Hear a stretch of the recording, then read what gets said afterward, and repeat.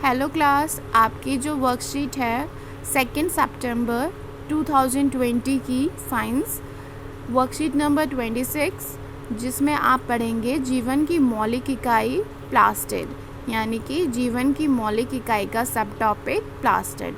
आपने जैसे पिछले वाले टॉपिक्स में पढ़ा था एक विभिन्न, आप इसमें पढ़ेंगे आप प्लास्टिड। आपने देखा होगा कि पौधों की पत्तियों का रंग जो होता है वो हरा होता है, लेकिन जो फ्लावर का कलर होता है, फूलों का रंग होता है, वो विभिन्न विभिन्न प्रकार के होते हैं। आपने जानते हैं कि प्लास्टिड अभी किसके कारण होता है, तो उसका एक सिंपल सा आंसर है, ये प्लास्टिड के कारण होता है। प्लास्टिड क्या है? प्लास्टिड एक दोहरी झिल्ली वाला कोशिका अंग है। प्लास्टिड दोहरी झिल्ली वाला एक कोशिका अंग है जो केवल पादप कोशिका में स्थित होता है। प्लास्टिड दो प्रकार का होता है, ल्यूकोप्लास्ट और क्रोमोप्लास्ट। ल्यूकोप्लास्ट क्या होता है? वो वाइट कलर का होता है और कलरलेस होता है। इसका कार्य क्या होता है? यह पादप कोशिका में खाद्य पदार्थों का क्या करता है? भंडारण करता है, यानी कि ये जो होता है ये फूड स्टोरेज में हमें हेल्प करता है, जैसे कि प्रोटीन, स्टार्च और ऑयल। नेक्स्ट है आपका क्रोमोप्लास्ट। क्रोमोप्लास्ट क्या होता है? इस प्लास्टिड में विभिन्न रंग के वर्णक जैसे कि पीला, नारंगी और लाल इत्यादि होते हैं, जो पादपों में फूल और फलों को विभिन्न रंग प्रदान करते हैं। आपको कोई पूछे कि जो फल या फूल होते हैं उनका रंग देने के लिए कौन रिस्पॉन्सिबल होता है, तो आप उसमें बोलोगे क्रोमोप्लास्ट। ठीक है, क्रोमोप्लास्ट कैसे होता है? क्रोमोप्लास्ट हरे रंग का होता है और जो पादपों में और फूलों को विभिन्न रंग प्रदान करता है। ये कैसे कलर का होता है? ये ग्रीन कलर का होता है और इसका जो वर्णक होता है वो क्लोरोफिल होता है। उसे क्लोरोप्लास्ट भी कहते हैं, जो पत्ती या पादप को हरा रंग प्रदान करता है। क्लोरोप्लास्ट में जीव जगत की सबसे महत्वपूर्ण जैव रासायनिक क्रिया यानी कि प्रकाश संश्लेषण फोटोसिंथेसिस होता है। फोटोसिंथेसिस केवल पौधों के लिए ही आवश्यक नहीं है, समस्त जीवों के लिए भी फोटोसिंथेसिस बहुत ही आवश्यक होता है। इसके भीतर पाए जाने वाले खाली स्थान को स्टोमेटा कहते हैं, जो एक तरल पदार्थ यानी कि मैट्रिक्स को से भरा रहता है, जिसमें बहुत सी झिल्ली वाली परतें भी होती हैं, जिन्हें थैलाकॉइड कहते हैं। माइटोकॉन्ड्रिया की तरह प्लास्टिड भी अपना डीएनए और राइबोसोम दोनों रखता है। आइए इसका थोड़ा सा स्ट्रक्चर देख लेते हैं एक बार। आपका ये गिवन है, आपको प्लांट सेल गिवन है यहाँ पे, ये आपकी प्लांट सेल है। Plant cell, after plant cell आप देखोगे कि इसी का जो स्ट्रक्चर है उसी को मैग्नीफाई करके इन्होंने यहाँ पे डिस्क्राइब किया है। इसके अंदर आपको गिवन है बाह्य झिल्ली यानी कि आउटर मेम्ब्रेन। नेक्स्ट है उसका खुद का डीएनए। जब ये पाइलअप हो जाते हैं, यानी कि जब हम एक के ऊपर एक रख देते हैं तो ये बनाते हैं ग्रेना का जो इंटरनल पार्ट होता है उसको बोलते हैं ल्यूमेन के बाद जो इसके पास अपना खुद का क्या होता है? राइबोसोम होता है। खुद का अपना राइबोसोम होता है। एक इंटरनल मेम्ब्रेन होती है यानी कि भीतरी झिल्ली होती है, और जितना भी वैकेंट पार्ट होता है यानी कि खाली पोर्शन होता है उसको बोलते हैं स्टोमेटा। और जब ये पाइलअप हो जाते हैं हम इनको ग्रेना ऑफ थैलाकॉइड भी बोलते हैं।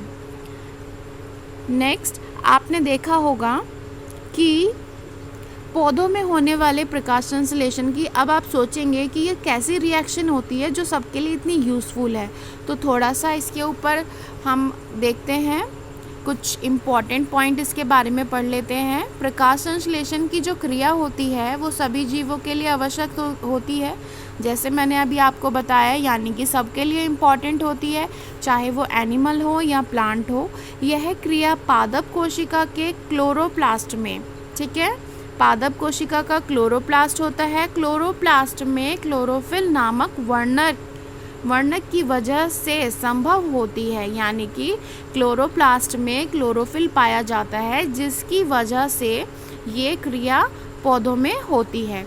इस क्रिया में पौधे सूर्य के उपस्थिति में वायु से CO2 यानी कि जो हम गैस रिलीज़ करते हैं या श्वसन के टाइम जो हम गैस बाहर निकालते हैं CO2, उसको ये ग्रहण करते हैं और भूमि से जल लेकर कार्बनिक खाद्य पदार्थ जैसे कार्बोहाइड्रेट, ग्लूकोज, इन सब का मैन्युफैक्चर करते हैं यानी कि बनाते हैं और ऑक्सीजन गैस बाहर निकालते हैं। उनके द्वारा निकाली गई ऑक्सीजन गैस हमारे लिए आवश्यक होती है क्योंकि हमें श्वसन के लिए ऑक्सीजन गैस की आवश्यकता होती है। तो आपको ये जो रिएक्शन दी हुई है नीचे, ये एक आपको फोटोसिंथेसिस की रिएक्शन है, 6CO2 12H2O, और किसकी प्रेजेंस में होगी ये? प्रकाश और क्लोरोफिल, यानी कि इसके लिए हमें लाइट और क्लोरोफिल उसकी आवश्यकता होगी, जिससे ये क्या बनाएगा? अपना फूड बनाएगा। C6H12O6 ये होता है ग्लूकोज का फॉर्मूला। साथ में क्या रिलीज़ करेगा ये? ऑक्सीजन और वाटर। अब आपने देखिए, आपके जो खुद के क्वेश्चंस हैं इतने टफ नहीं हैं, बहुत इजी हैं, ईजिली आप लोग इनको कर लोगे, कोई प्रॉब्लम नहीं होगी।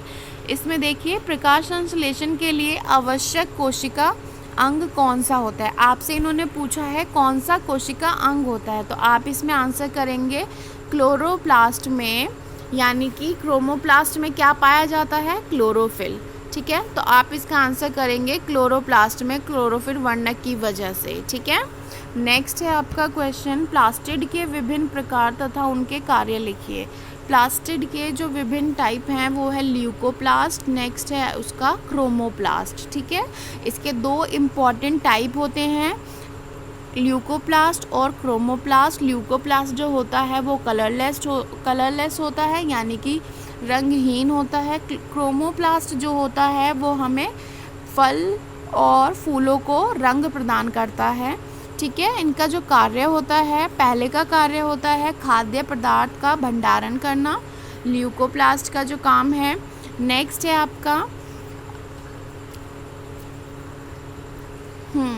आपका क्रोमोप्लास्ट, जैसे कि मैंने आपको बताया, प्रकाश संश्लेषण और फल और फूलों को रंग प्रदान करना। नेक्स्ट है आपको डिस्क्राइब करने के लिए बोला गया है प्रकाश संश्लेषण का संक्षेप में वर्णन कीजिए, तो आप इसमें ये डिस्क्राइब कर दोगे रिएक्शन। यहाँ से क्लोरोफिल किस प्लास्टिड में होता है, तो आप इसमें बताएंगे क्लोरोफिल किस प्लास्टिड में पाया जाता है बेटा? ये आपको मिलता है क्रोमोप्लास्ट में। ठीक है, ये आपको क्रोमोप्लास्ट में मिलता है, इसका आंसर आपका क्रोमोप्लास्ट में पाया जाता है। और कौन सी दो कोशिका अंग के पास अपना खुद का DNA होता है? तो मैंने आपको लास्ट क्लास में पढ़ाया था, माइटोकॉन्ड्रिया के पास अपना DNA होता है, सेम वैसे ही इसका आंसर आएगा प्लास्टिड और माइटोकॉन्ड्रिया। ठीक है, ये आपका आंसर नंबर 4 है। ठीक है, तो आपके क्वेश्चन सॉल्व हो गए हैं। इसके बाद भी अगर आपको कोई डाउट है तो आप मुझसे पूछ लीजिएगा ग्रुप में मैसेज करके।